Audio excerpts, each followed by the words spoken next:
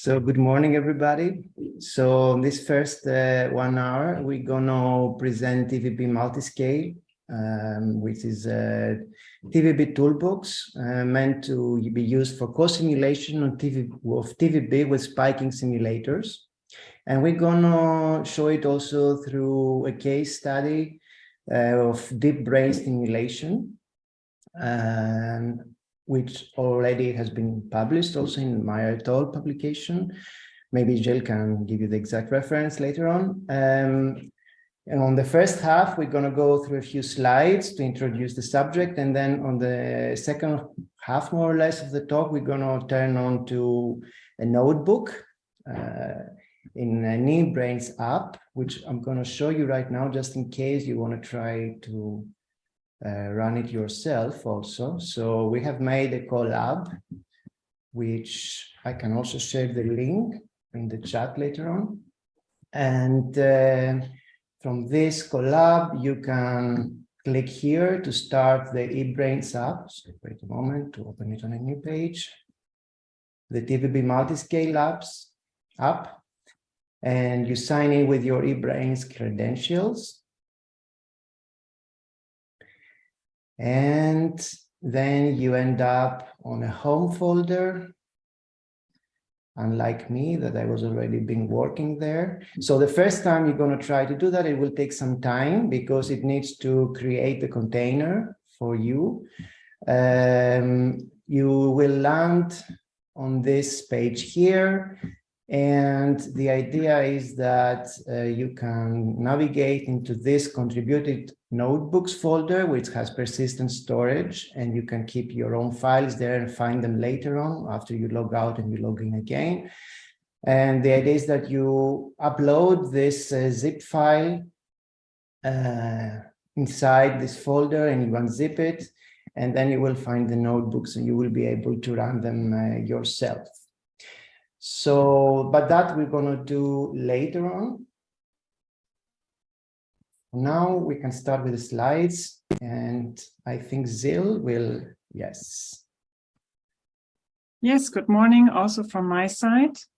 I will give us a short refresh this early in the morning on what's the virtual brain before then Dennis then dives into explaining the extension of the virtual brain to multi-scale simulations, which is in principle a simulator that can simulate spiking networks as well as mean field networks like the virtual brain. So yes. So the virtual brain, a general overview of what is the virtual brain.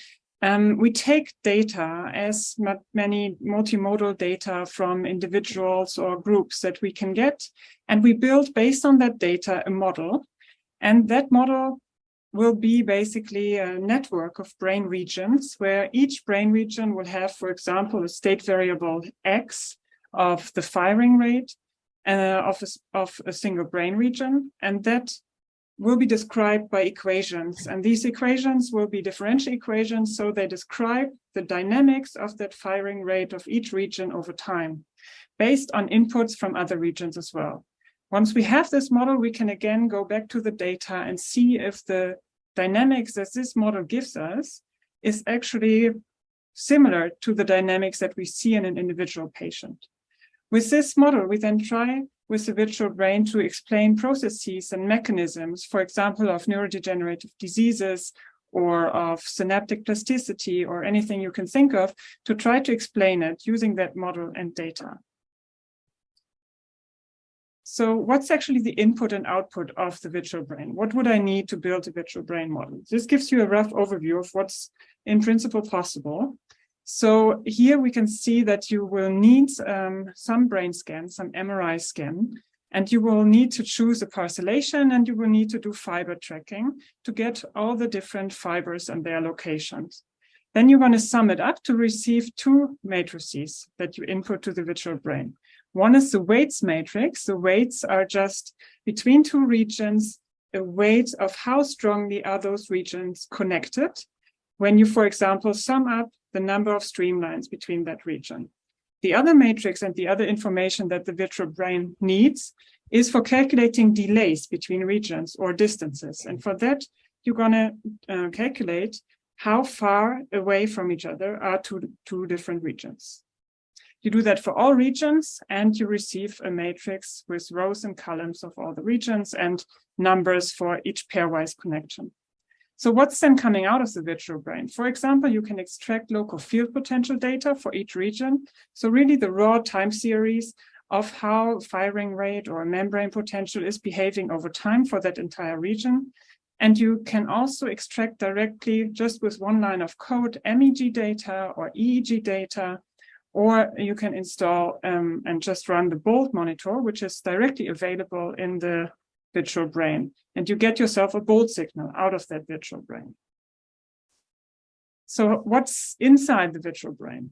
Inside the virtual brain, it's in principle just regions, connections, and each region having a model. So what's about the regions? All the regions are dots here. Their connections are mostly the white matter fiber tracts from the weights matrix with a certain distance from the tract length matrix. So you're going to have yourself a nice network here, and then you want to simulate activity of that network. For that, you're going to put a neural mass model on top of each single region.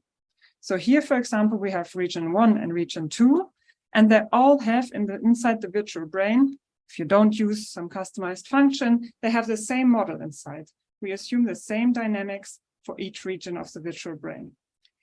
And in this case, we choose the mean field model here. Dennis will later on tell you how you can put even spikes into each region. So the mean field model then will give you an average of, mean field is nothing else than average, of how the neurons, all the neurons together in that region are behaving over time. So in this case, we have two populations, inhibitory population and excitatory one. This is a reduced Wang-Wang model. And the principle behind is similar to following a bird swarm here, where you can see that you don't want to model the behavior of every single bird, but you're going to see where the average of the birds is moving, similar to the average activity of our neurons, and still you can follow basically where are those birds. So that's the idea behind. Once you put in this model, a model in TVB is nothing else than a sum of different differential equations, like you can see them here for the reduced Wang-Wang model. Differential equations are just equations giving you the dynamics, so the evolvement over time of different properties of that neurons. For example, of their synaptic activities, of their currents, and of their firing rates, for example. So each region will have such a model, and then we connect those models and accept input from other regions that then gives rise to these complex dynamics, similar to what we see in the brain. All right, so if you want to know how we then connect those regions with each other, this is the global equation of the virtual brain. What you can see here is again a differential equation of our x, for example, our firing rate of region I over the time t. So what's happening here is that we have, again, our neural mass model, that, for example, the reduced Wang-Wang model I just showed, and it's taking the firing rate and describing how the next step of that firing rates will look like, based on the global coupling scaling factor, which is just the scaling factor, for example, 15, that will give us a scaling how strongly are the regions connected to each other. And how the regions are connected is described in the structural connectivity matrix. And then the time delays are taken into account coming from this distance between regions, the tract lengths.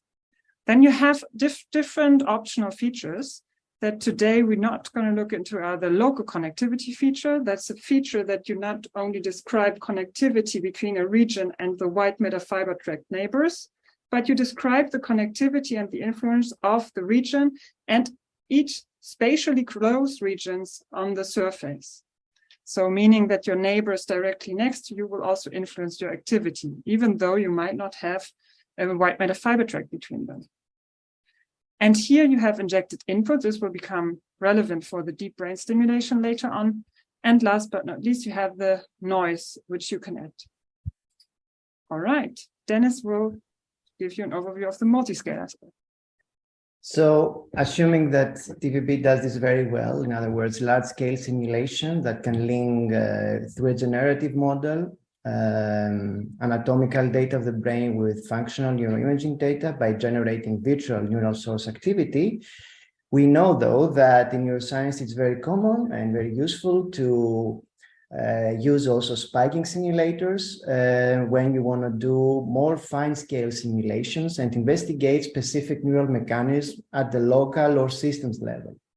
The question arises, is there a point, or how can we couple these two levels?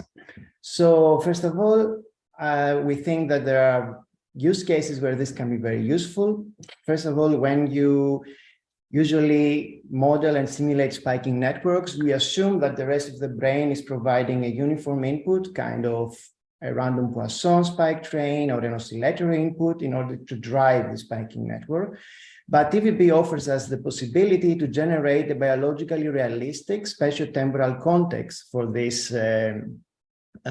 spiking networks, either or both, because it can give a dynamically rich input with different rhythms of oscillations depending on the neural mass model used, as well as a spatially differentiated input based on the large-scale connectivity. But obviously, the most interesting use case is when the two scales interact, such that, for instance, we connect a cortical TVB brain with, for instance, some subcortical network that has a more differentiated connectivity and specific mechanism of functioning. The question is, how can we do that? Well, the important thing here to remember is that we connect the two levels through the mesoscale of the populations level. So how is this possible? On the one hand, the TVB state variables usually describe the dynamics of the average activity of populations of neurons, like the average firing rate or the average neuron potential, or some other statistic if the models are more complex, maybe not only the average.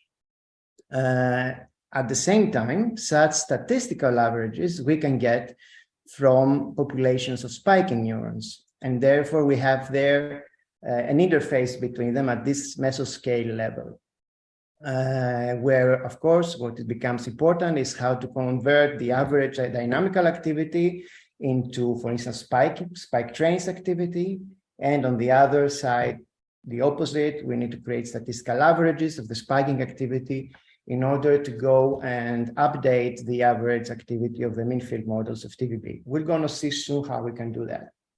First of all, let me tell you that there are already some developed applications of this kind of co-simulations.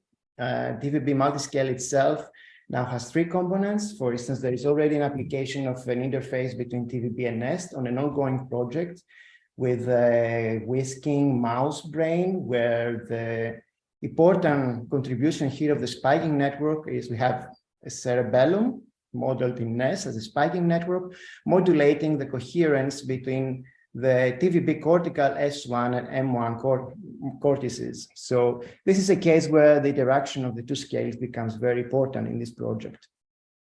At the same time, Valerie, who will follow at 10 o'clock today, will show you first applications of TVB interface with NetPine. And I know that some interesting projects are already being developed there. And NetPine is a Python interface to Neuron. Neuron is the spiking simulator that is mostly used in the community, if I'm not mistaken. But I leave this to Valerie to get into more detail. And finally, today, we're going to show you an application that was implemented through an interface between TVB and Anarchy. Anarchy is another spiking simulator. One of its main benefits and advantages is that you can very easily introduce new models by just writing the equations. Then this is compiled and it can be simulated quite fast. But we're going to see more details of this later. Now I'm going to go through a few slides to show you how this tool is implemented. I'll try to spend more time on the most important aspects and go through others a little bit faster so that we have time in the end to spend on the notebook itself. So as I said earlier, there are 2 cases, 2 scenarios. There can be a one-way coupling from the TVB mean field regions that we're going to note here as N prime, towards regions of the brain where they are modeled as spiking networks, as populations of spiking neurons that we're going to indicate with N. This is the first scenario where TVB creates a spatiotemporal realistic context for the simulation of the spiking network. But as I said, the most interesting scenario is where we have the two scales actually interacting. But note that in this case, the other direction from the spiking nodes to the mean field nodes is not really a coupling, but an update. The reason for that is that the activity of the spiking network nodes will update by overwriting the state variables of the same nodes N in TVB. And then TVB will treat these nodes like any other node and will compute any couplings that they are involved. So on this direction is really an update, and then TVB takes care of couplings, while on the first direction from TVB to spiking network, it is a coupling from nodes N prime to nodes N. Now let's go a little bit more into the design of this, how we can do it. So we start from the direction from TVB to spiking network. Here we can imagine that we have some state variable of the mean field model of TVB for every node, that it can be like something like an average activity, an average firing rate, for instance. And we need to take this variable as it changes in time through a transformer that will transform it to spiking activity. The most usual transform is one where rates have to be converted into spike trains. And for that, we can either generate the spikes outside of the spiking network inside the transformer and find a way to then put it inside the spiking network, or we can also use almost every spiking simulator has some kind of stimulating device that can do this job, convert rays to spike trains, either correlated or not. In any case, we're going to need something that we call a TVB proxy inside the spiking network. This is usually a stimulating device or population inside the spiking network that mimics the activity of the TVB state variable. So if rate goes up here, then more spikes are going to be generated here, for instance. So this is like the TVB node inside the spiking network. And in this scenario I'm describing you here, this TVB node inside the spiking network will eventually couple and send the spikes to the target populations of the spiking network with weights and time delays that can be determined based on the TVB connectome and the matrices Zil showed you at the beginning. And here there are two options. The option I'm describing now requires one TVB proxy for every sending TVB node, every node of TVB that couples to the spiking network. And then we need to apply the weights and time delays as in the TVB connector. But an alternative scenario is that we take advantage of the fact that TVB already computes the total coupling towards every spiking network node. In this case, we allow TVB to compute the coupling for this node like for every other node. And then the quantity that we actually use to transfer towards the spiking network is the final coupling itself. It goes through the same procedure of a transformer and a stimulating device inside the spiking network. Only this time, this is the just-in-time coupling that needs to be applied here, so there is no special weight or time delay. Of course, we are free to change any of these parameters and apply a delay or a weight. Actually, one big difference between these two modes is that there is different space for the user to determine, for instance, different synaptic plasticity between pairs of nodes from TVB and the spiking network. At the same time, though, this second method is much faster because it requires much less proxies to be created, and this generally speeds up the simulation. So on the other direction, we have to do something similar. We need to update the TVB activity based on the activity on the spiking network. So for every population and every region that is modeled in the spiking network, we need to record all the spikes emitted and send this activity to a transformer to somehow transform it into mean field activity and go update the state variables, the corresponding state variables of the same TVB node, and by practically overwriting the TVB history, because this is already past activity that needs to be updated so that future couplings are then computed based on the correct activity. Now, mind that although I spoke about rate and spikes, in principle, any kind of activity can be transferred through this mechanism. Membrane potential currents can also be used to have the two scales communicating. Now, all this is done through this TVB multi-scale toolbox that you can find on GitHub, and there are several containers that you can directly download from the Virtual Brain Docker Hub. This software contains an ecosystem of components that implement all these different functionalities I already described.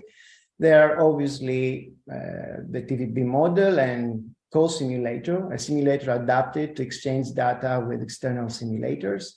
There is the spiking network simulator. And what is important to know here is that we have built a kind of wrapper on top of the 3 spiking simulators we have implemented till now, such that the spiking network is represented in terms of populations and regions. And this is true both for neurons and for recording or stimulating devices. And then it's easy to address them and connect them as we wish, since they all have a label on a region and a population. The same goes for the TVB proxy nodes, so devices that are built inside the spiking network to communicate TVB activity. And then there are also communicators to send and receive data, transformers to implement all these transformations that might be necessary, and finally interfaces, which are classes that combine proxies, communicators, and transformers in the way that is needed every time. And what I mean by that is that all this forms quite a modular architecture, aiming in the future on parallel multiprocessing. For the moment, this is not yet possible. But the idea is that practically each one of these components can run on a different process and speed up the whole computation like that. And then interfaces always are compiled out of these elements. For instance, the most complicated case is where TVB, Nest, and the 2 transformers run in total on 4 remote processes, each one with its own communicators to send and receive data. And they can all function in parallel in this case. Another usual case would be to have a TVB transformer interface on the one side and the spiking network interface on the other side, since usually the bottleneck in the simulation is the spiking network as it grows, and possibly if we generate the spikes outside the spiking network, these transformers. So in this case, we could have all this functioning on one process and the rest on another. Another important issue that relates to co-simulation is how often we exchange data between the 2 simulators. Initially, we were, well, first of all, for the moment, as I said, we are applying serial co-simulation, which means that we simulate one simulator, then the other, then we exchange data. But the aim is soon to be able to have them simulated in parallel. And what is also important is that the less synchronization instances we have between the 2 simulators, the faster the co-simulation. And luckily, since TVB has delays in connecting the different regions, synchronization is really needed only every minimum TVB delay time. And therefore, this is how we simulate right now in serial co-simulation and by synchronizing every minimum time delay of the TVB simulator. So as this can get quite complicated in general, we have tried to implement a user interface that can help to simplify things a little bit. So each one of these components you saw has also a dedicated builder class that can be more or less opinionated. When it's more opinionated, it's actually an implementation of a specific model. But the less opinionated versions can be used by any user to configure them and then generate the whole model, TVB, spiking network, and the interfaces. And there are also classes we call apps that can be used to put all this workflow together for TVB or for the spiking network or even for the co-simulation. The usual workflow is to first set up a configuration class, then to build first the TVB model and simulator, then the spiking network model, then the interface between them, then we simulate. There are also tools then to get the results, analyze them, plot them, write them to files. I will show you in the notebook this whole workflow. And there are examples, scripting examples using the orchestrators and the apps where opinionated builders can be used to run a simulation with just a few lines of code. I cannot go now into details, but in the notebook, we're going to show you a more detailed version where the user can change every single parameter there. So you can find everything right now on a dedicated collabs in eBrains with a lot of information on the tool. And I already showed you the link to the app, which you can already start if you wish. So there are materials you can use later on also to dig more into all this. And of course, there is a lot of work. The whole project is ongoing. Both on the science side, because we haven't really evaluated in depth all these different coupling schemes that can be used for coupling the two scales. And while at the same time, there are ongoing projects that already use the tool, but there is a lot of work to be done also, especially for parallel co-simulation, and also improve the documentation, the task coverage. So we are open to collaborate with anyone who has time and who likes coding to help us out to move faster. I think we're now going to switch to Zil, that will get you more into the specific use case we're going to show you today. Yes, thanks a lot.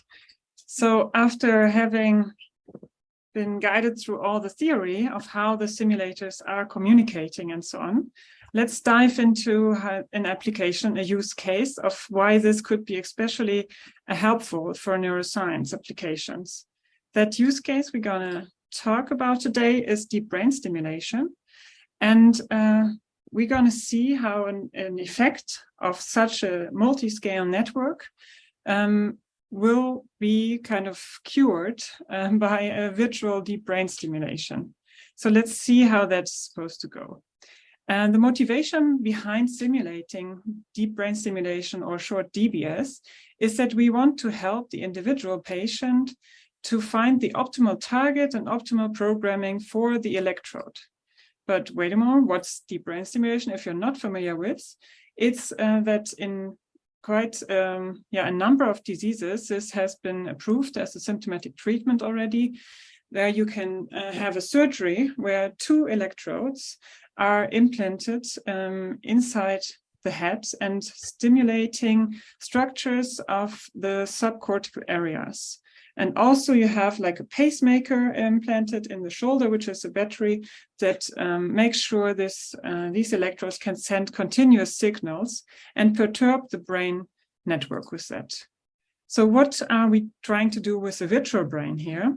If you consider the 3D state space, this kind of toy state space where you have the diseased brain with its dynamics, and then you have the healthy target brain with its dynamics. And we are trying with the virtual brain and virtual deep brain stimulation to move the diseased brain closer towards the healthy target brain in terms of spiking and mean field dynamics. So what's the problem there? You have, when you look at, for example, here 20 patients, Parkinson's disease patients, you have the target that's most often used there is the subthalamic nucleus, or short STN, where the electrodes are stuck into. And then you can see that the placement is quite variable over individuals. And it seems that even when you look at the activated fibers that the electrodes activate when they emit a stimulus, it's very important whether you are hitting one of the red or the blue fibers, for example, that are just millimeters away. The red fibers lead to clinical improvement, whereas the blue fibers lead to clinical worsening. So trying out that placement virtually and finding the best placement for each individual patient could be a chance for the virtual brain to do this beforehand.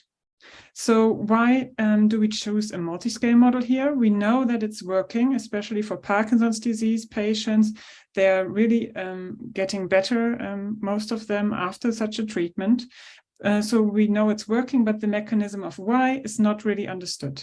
And that's why different models have been developed over the last years, from single neuron models that are modeling virtual DBS in single neurons towards whole brain models that are looking at the whole brain scale. So we thought, let's bring them together and let's integrate such a spiking model inside the virtual brain. So what's the vision behind? How could this help the clinics and patient? So we imagine a Parkinson's disease patient in this case to come in and get structural MRI as well as functional MRI. On the basis of those two, we are optimizing and building and fitting his virtual brain. Then we're going to optimize this treatment of the virtual DBS in silico using high performance clusters. And we're going to use different optimization strategies to find the best way for this patient to be stimulated in the computer, and then afterwards hopefully propose a personalized treatment for each individual patient. So, sorry, that was too fast. So we published that work recently in Experimental Neurology, and the TBB multiscale model looks like this. The regions of the basal ganglia, among them the subthalamic nucleus, the target for the stimulation, as well as the globus pallidus internus, which is also targeted with Parkinson's disease patients' DBS, and the thalamus. And all of these regions are modeled in a spiking fashion. So they have 200 neurons, and each single neuron is modeled with the Izikowicz model that Dennis will show you in a second. And for the rest of the brain, the cortical regions in this case, we have a mean field model with the virtual brain, meaning that out of a cortical region comes an average firing activity, such a line, and out of each of the spiking regions, we have a raster plot where every dot here is a neuron firing, and the red line introduces the stimulus at that point. So it's resting state, a DBS stimulus, and then the effect, where you can see something's happening here with the thalamus. Let's get to that in a second. And then our media artist made also such a nice visualization of the results where we can see resting state of the patient. This is validated indirect with fMRI activity. Now we have here the DBS electrode being inserted in the STN, and you can see that it changes the brain dynamics, not only of the surrounding regions of the thalamus and so on, but also of regions much further away, of cortical regions. So we have the effect we wanted to see, but now let's look into more detail how we can verify and validate our model with literature. So what is known about Parkinson's disease? It's known that actually the thalamus is inhibited and has less activity in the patient in resting state than in the control. So here you can see one bar of the thalamus firing activity of the control, one of the Parkinson's disease patient. And then we switch on the virtual DBS and we see what's known from literature that we have a normalization, a disinhibition of the thalamus firing activity through deep brain stimulation. So this effect is going to be shown, and you are able to reproduce this exact effect in the next half an hour with Dennis. And what's even cooler now is that we can not only see the spiking activity and we can see what's happening in the spiking world around the electrode, but we can also trace the activity of regions of the cortex, regions much further away, regions that we cannot easily measure and with empirical data, but we can now see the whole picture with TVB multiscale. In this case, for example, we have that the control and the patient, when we compare their resting state activity, the control has much more activity in the post-central gyrus here, which you can see colored in blue. So we might want to reactivate the post-central gyrus with our virtual DBS. And that's exactly what's happening here in the next three pictures, where you can see the post-central gyrus, that blue region, turning red or even black. So being activated, increasing its firing activity after virtual DBS. Also, we see a lot of frontal regions here in red, right? These frontal regions also are activated by stimulating either the GPI or STN, both. And that is also well known from literature, where the middle frontal gyrus is known to be the region when you put a DBS patient in the fMRI machine, the middle frontal gyrus changes its activity most between DBS on and off. So we have recreated that effect virtually with our model. And you can see a slight blue region here, for example, which is a supplementary motor area, which turning on DBS decreased its activity. So how is that related? And is that maybe something interesting? Yes, the supplementary motor area is known to be impaired in Parkinson's disease. And TMS of that region has recently led to improving the freezing of gait symptom in Parkinson's disease patients. So it seems to be an important region that seems to be captured here by our model. And last but not least, the insula was very strongly activated by virtual DBS, and it's also strongly linked with non-motor symptoms in Parkinson's disease. So such a model could help us hopefully to move towards also side effects, non-motor symptoms, and the effect of DBS on such different, much further away regions. Some references for you where you can look up the paper, all of our code. But I think the best reference comes now when Dennis will show you how you can reproduce yourself this code and work with it. Right, so let's try to do it. I will try to make it, well, I cannot do it larger for some reason. Anyway, so if you manage to get in here and unzip the folder, you're going to see two notebooks. One is called Anarchy Spiking Cortex, and it will simulate the anarchy model without TVP, so only the spiking model. Cortex being either the original cortex from the Might et al. Study that we used to optimize the spiking network based on Izikevich neurons, or or it's going to be a kind of device that can generate correlated spikes, which is like an intermediate model between the anarchy-only spiking network and the TVB anarchy joint model. You can choose between these two options here, and then you can simulate the whole notebook. And here we simulated for the patient data. And I'm only going to show you right now the end result on the firing rates of the spiking regions, because this is what is the target that we used in order to optimize and validate the joint TVB anarchy model. So these are the firing rates of the different populations. So anyway, I'm not going to go through this notebook, but through the notebook with the joint TVB anarchy model.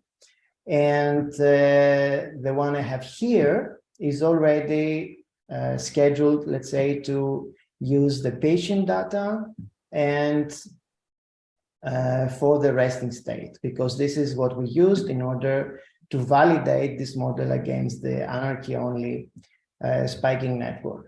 So I'm going to show you in the end that we get very close rates to the same ones, to the ones of the anarchy network. But for the moment, we're going to go through this notebook in more detail in order to understand more about the model itself and how we implemented it. So first of all, for the TVB model, for the mean field model we use for the nodes of the TVB model, we're using a one-dimensional reduced Wong-Wang mean field model, which has only one excitatory population. The state variable is one. It's called synaptic gating dynamics, and it corresponds to the proportion of synapse channels open at any given time. And it follows this differential equation. It's a nonlinear equation. It can show by stability with a low and a high activity. And the main input comes from the rate. The rate itself is computed as a sigmoidal function of all input synaptic currents, and the synaptic currents correspond to a constant input, the self-excitation of the population itself, and the long-range inputs coming from different regions. And this synaptic activity, when multiplied with a constant, becomes a current. This already would offer a way to couple to the spiking network, but in the case we're going to show you, we're coupling through the rate variable actually. We're using the default parameters from Deco et al. Study. You can see the reference later on. And regarding the spiking network, it is built using the different versions of the Zika-based neuron, the equations of which you see here. It is an integrating fire neuron with a nonlinearity on the membrane potential. And in this case, we have at least two different kinds of conductances, an excitatory AMPA1 and an inhibitory GABA1 for receiving spikes. And there is also a second dimension with a recovery variable. And finally, as in with every degrading fire neuron, if the membrane potential is higher than a threshold, then if a spike is fired, the membrane potential is set to a value and the recovery variable is incremented by another value, and this simulation continues. The notebook is made such that this first cell here has all the configurations, and it can be used to control which kind of simulation we want to make. One using either the patient data, a typical patient from the cohort that was used to optimize the spiking network, or a typical control patient, a healthy one. Sorry, control subject, sorry. And besides the data, one can use to make a resting state simulation or a stimulated simulation, and also use the stimuli and the exact parameters that were used and that are published on the papers I showed you. Another option that can be taken is to choose between two coupling modes, the ones I show you in the talk. One where the first one where coupling is actually implemented in the spiking network, in this case, the anarchy network, so that we need a lot of proxy nodes, one for every TVB node that couples to the spiking nodes, or the one where coupling is pre-computed in TVB, and therefore we need less proxy nodes. So in the paper, we use this mode. So the same one is used here for the simulations you're going to see. And then there are some parameters that I'm going to show you later on that are very important for the correct coupling between TVB and the anarchy network. But those I'm going to explain later on. There are other configurations here. And then the fun starts. First of all, we need to load the data, the connectivity data. And first we load the data from the optimized network, spiking network by the previous study of Might et al., which we need to embed somehow in the TVB connectome. And this is where Zil will try to explain. But yes, let me reduce the zoom a little bit, Zil, because you won't be able to see the whole. Yeah, exactly. That's better. For some reason, I cannot change the size of the window. I think that's enough. So that's enough? A figure that's also in the paper. Okay. Here it's describing how the underlying connectivity was merged between individual data and normative connectome data. So often you don't have individual data available, then you can also use normative connectome data. And here in that case, we used normative connectome data of Peterson et al. 2019, a previous study, which dissected very nicely and is the most up-to-date atlas for looking up connections between the basal ganglia and the cortex. And these are all the blue dots that you can see in the below matrix. This is between the cortical regions and between basal ganglia and cortex.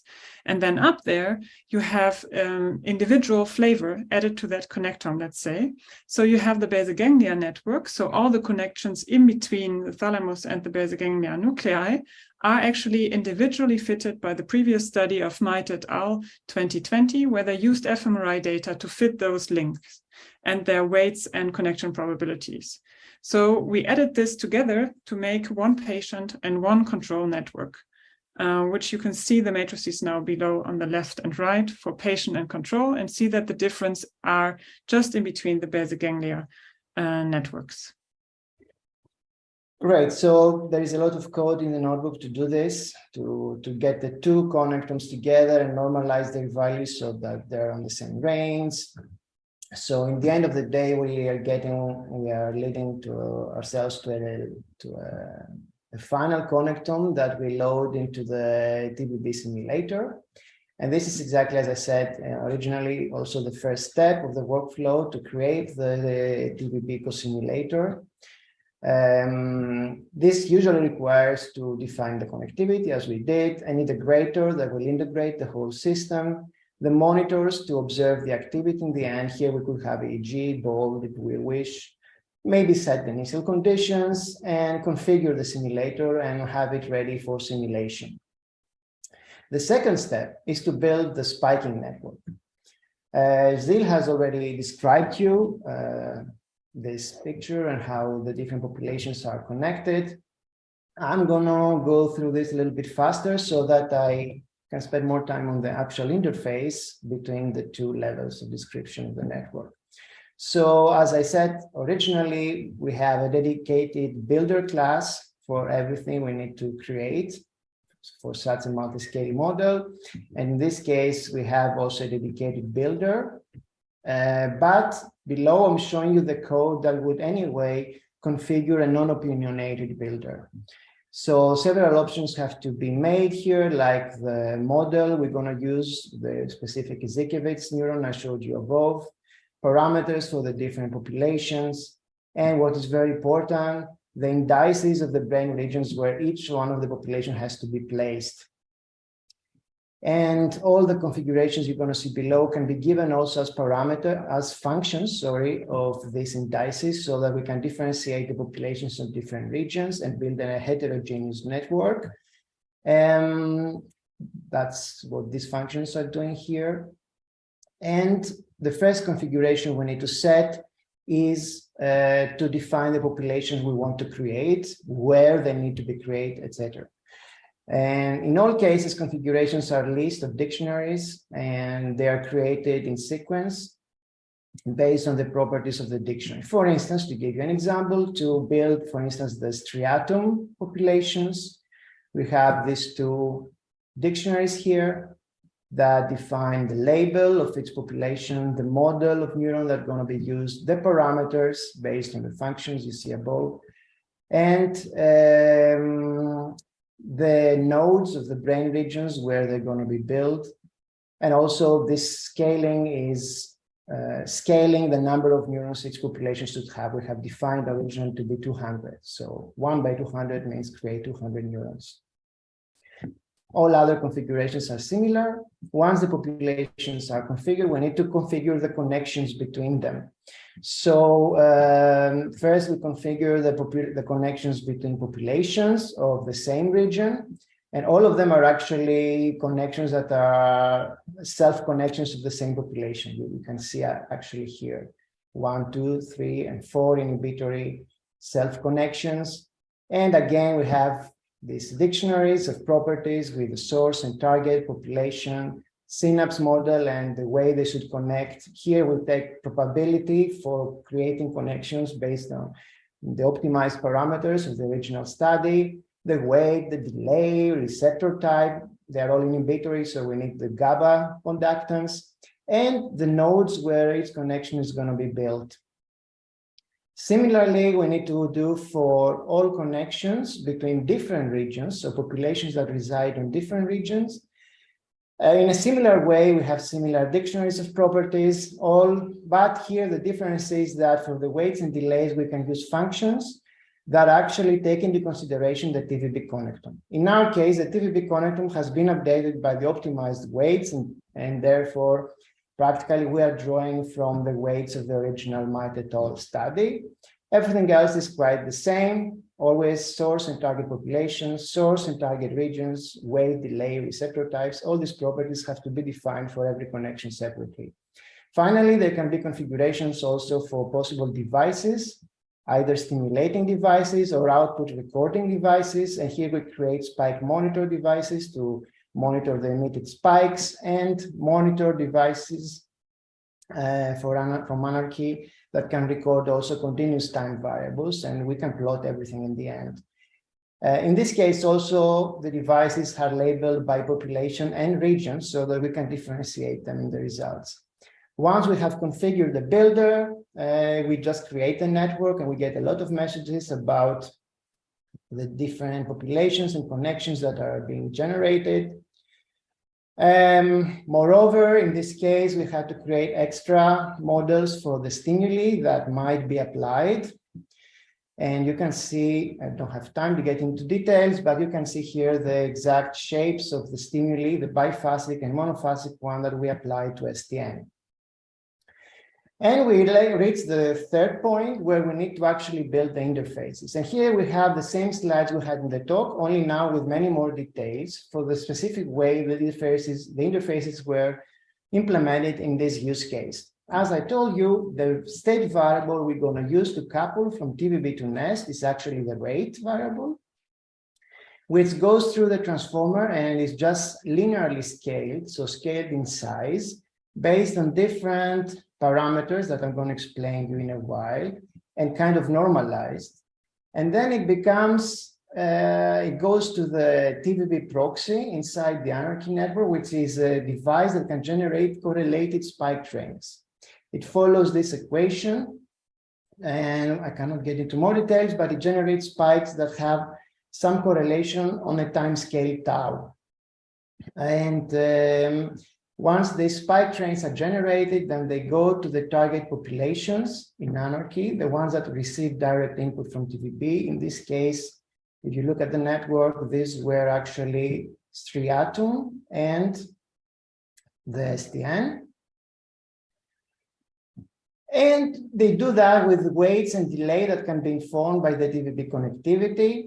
And also, now at this point, I can tell you that we apply different scalings to get the connections to look as much as possible with the optimized Might et al. Network. And therefore, all the scalings you see here are trying to either cancel the normal couplings that happen in TVB from the coupling function or the global coupling coefficient, G, that Zil showed you at the beginning. There is also a normalization with the total integrity towards any target region here. And in the end, when we come to the connectivity, it's multiplied with the optimized weight of the Might et al. Network. So by normalizing with the integrity of TVB and multiplying with this, we're actually getting closer to the original network.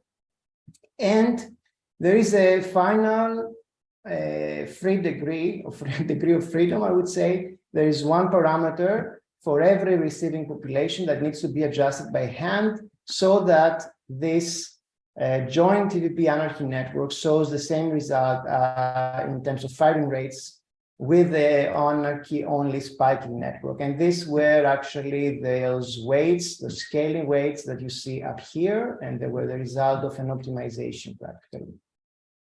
So this goes on this direction. In the other directions, things are simpler, but not that simple in this case. You'll see why. So for all the populations we have implemented in anarchy, we need to count the spikes and for every time of synchronization, right? And these spikes come here and they are scaled by the number of neurons, for instance, to create an average. And they drive a firing rate variable here that is actually integrated. So here the transformer actually performs integration also.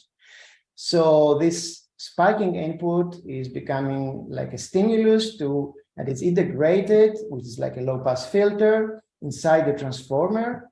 And then this R variable will update TVB, but not only that one, we integrate also the synaptic gating dynamics. And therefore we can go and update the history of TVB for both these variables for the specific node that is otherwise modeled in the anarchy network. And therefore, TVB has no hole. There is no gap for the regions that are modeled in the spiking network. They're actually, the TVB history is updated with this state. These two variables, we're going to go and overwrite those variables in the TVB history. And therefore, all couplings from that point on, from these regions to the rest of TVB can be computed by TVB like any other TVB node. Now, to implement this, we still have, in the same way, we have an interface builder class that implements the model, but here I'm going to show you all the configurations that are necessary.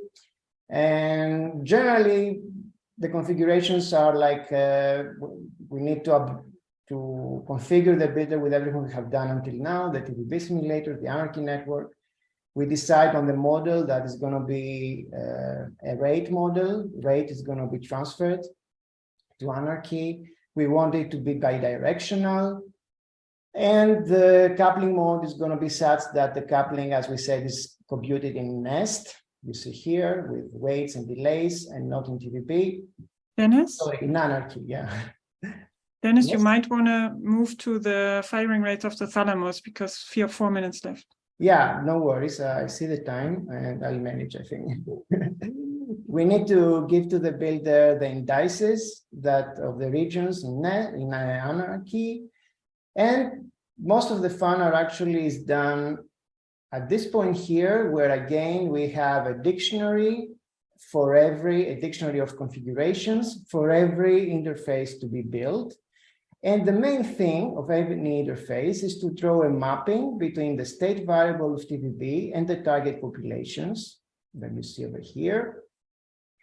You need to specify the target nodes in nest, indices. You need to define the proxy model, which is this anarchy device that actually creates the correlated spikes, give the parameters. And all these weights that you saw and scalings also have to be given either as parameters of the transformer function, you see the total scaling here, or as weights to be applied, as I showed you earlier, here on this coupling.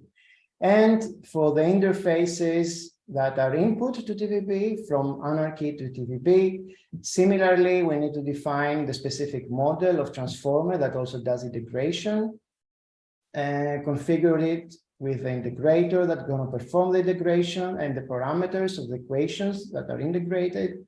And always the most important thing, of course, is the mapping between the source populations in anarchy and the state variables that are going to be updated in TVB.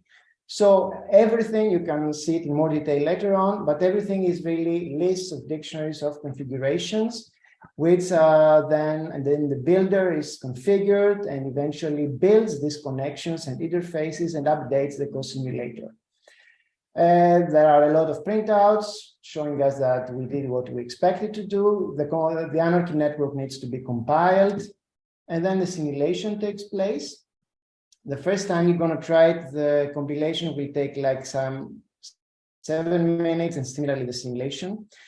And the result we can get TVB time series. You can see the specific dynamics that are updated from the anarchy network, that they look more spiky.